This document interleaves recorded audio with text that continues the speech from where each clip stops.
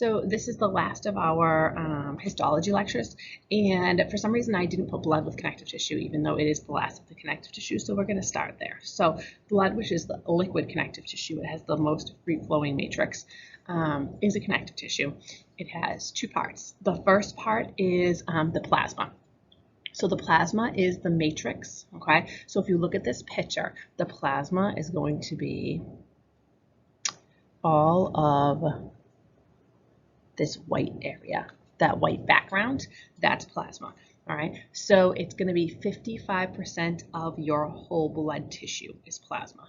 Of that 55%, 92% of it is water, and 8% of it is dissolved material. So this is going to be proteins, nutrients, waste, mineral salts, vitamins, and hormones. So this is where a lot of the transport happens, is in that plasma. That's where we get waste from the cells and we bring it out, and where we bring all of our hormones and stuff like that in.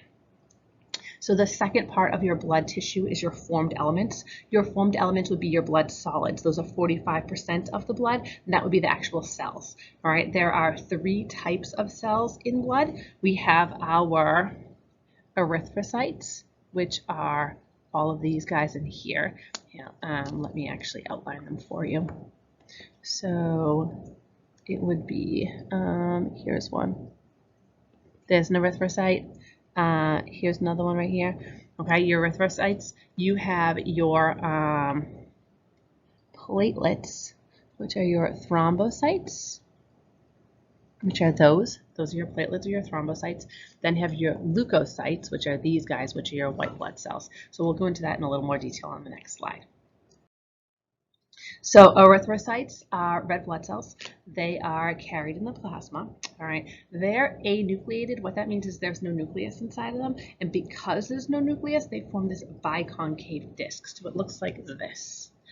Look at this. And then this comes around like this. This would be like if I cut it in half. So I took the whole cell like this, the circle, right, and I cut it in half, and you're looking at it. It kind of looks like, you know those snow tubes that like you sled in, where this part right here is thinner, or like a donut without the middle taken out. All right, so that's a biconcave disc. So it's hollowed on both sides, and it comes together kind of like this. Okay. And that's because there's no nucleus in it. So since there's no nucleus in it, the other thing you need to know is that it can't divide. So there's no cell division that occurs in erythrocytes. Erythrocytes contain hemoglobin, which is an iron protein molecule that's going to carry all of your respiratory gases. This is where you're going to carry your oxygen. And like I said before, it can't reproduce. So all of our red blood cells are actually made in our bone marrow. The second type of blood cell is going to be your leukocytes. These are bigger. They're multinucleated, which means the nucleus can have more than one part to it. They're common, so you have a lot of them. They're able to move on their own. So these ones, like your erythrocytes, just kind of go with the flow of blood, right? These guys can actually move kind of like an amoeba. They kind of like blob in and move, all right? So they move on their own, and they try to find all the bad stuff, right? So there's 5 types of them. You don't need to know the particulars. You need to know that 3 are made in your bone marrow and 2 are made in your lymphatic tissue. And they're able to perform phagocytosis, which means they're able to like eat things. So remember, you did this in probably bio. Like if here's a bacteria, right? They sense it, right? They move towards it, and then they, like almost Pac-Man style. Ooh, I double-sided my thing wrong. They Pac-Man style like eat it. Let me get that guy back up there. So here they come around like this, and they eat it until it's actually like totally engulfed like this, until they come around, so they eat it. All right, that's phagocytosis. So they're going to eat things, and what they're eating is like bacteria and debris and stuff that you don't want in your body. So these kind of help keep you healthy, help keep your body clean. Our last types of cells are thrombocytes, and thrombocytes are actually fragments of a cell. So they're platelets is what the normal word for them. They're used in coagulation. So coagulation is blood clotting.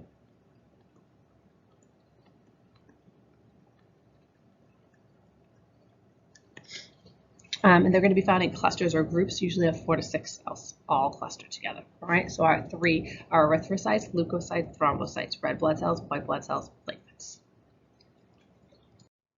Next, we have our giant multipolar neuron. All right, so its function is going to be irritability or the ability to carry a nucleus. So its structure, if I look on my drawing here, this is my multipolar neuron, this guy right here.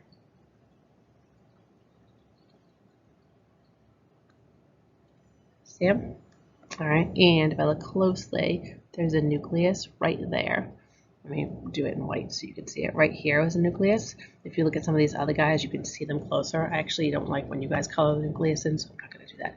My bad. I'm going to draw a line to it so you can see it. Right there is the nucleus. You just got to look really close. So that's my nerve cell. There are different parts to this nerve cell. This is the cell body. The axon is the thicker, wider process that shoots out from the cell body. Usually it's longer. Sometimes it's hard to tell. So I would call this, I feel like this is the biggest one.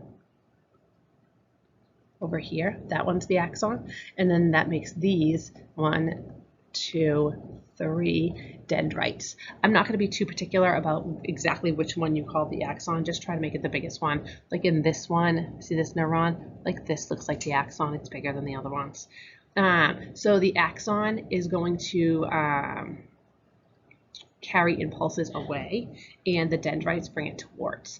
Your multipolar neuron is considered bipolar, some of them because they can be one axon and one dendrite. Ours are multipolar here, but bipolar means they're only going to have one axon and one dendrite.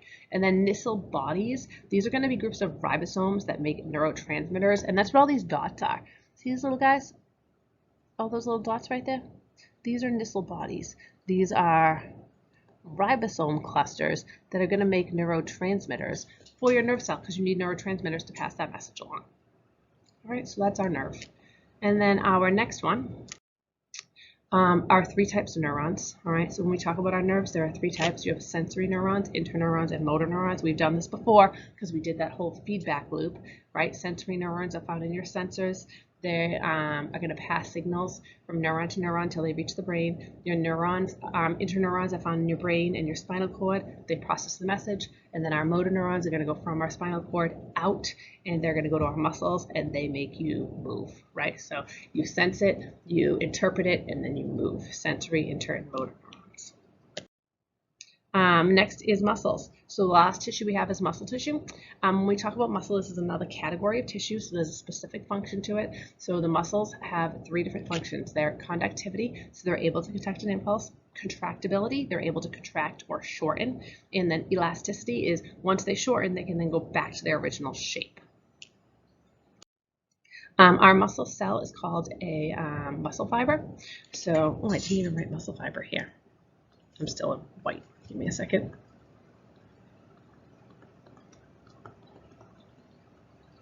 So a muscle fiber, just like a neuron is a nerve cell, or a chondrocyte is a cartilage cell, a muscle fiber is a muscle cell.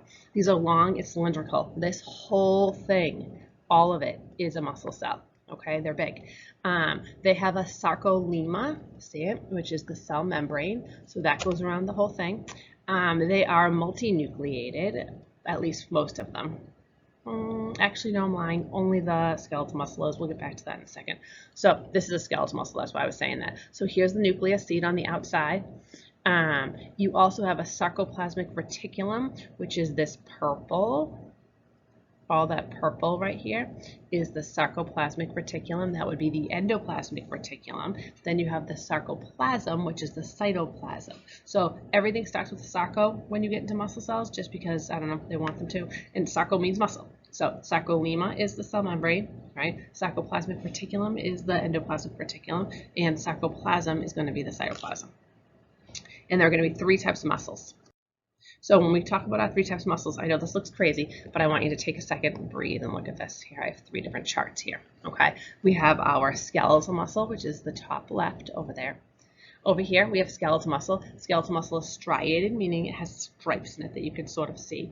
and the stripes are caused by your actin and myosin. Skeletal muscle is voluntary. We're over here. So voluntary means you have conscious control of it. Skeletal muscle is going to be found attached to the skeleton, and it's going to be large and multinucleated. Okay.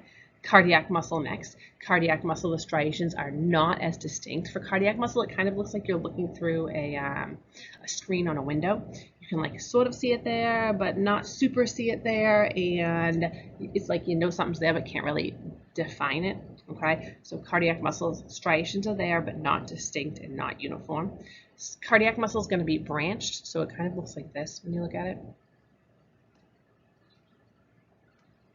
See how like it branches like that, and then the next one would go like this. Come up this way. All right, so it's branched in shape. Oh, it's so dark, my lights just went out. Cardiac muscle has intercalated discs. So it's these lines that are found between two cells. They look like this and like this.